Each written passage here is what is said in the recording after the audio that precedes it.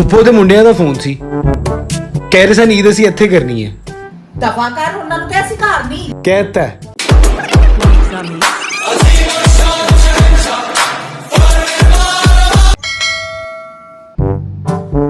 ਦੇਖੀਏ ਪਹਿਲੇ।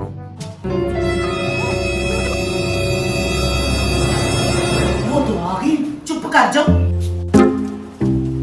ਵਜਾਨ ਦੇ ਬੈਲਾਂ, ਉਹਨਾਂ ਨੂੰ ਲੱਗੇਗਾ ਘਰ ਹੀ ਨਹੀਂ ਹੈ।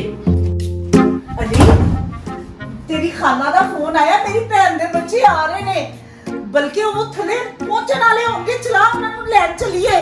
ਫਾਇਕਾ ਨਾਲ ਹੈ। ਹਾਂ, ਈਦ ਉਹਨਾਂ ਨੇ ਇੱਥੇ ਕਰਨੀ ਹੈ, ਬਾਹਰੋਂ ਆਏ ਨੇ ਅੱਜ ਹੀ।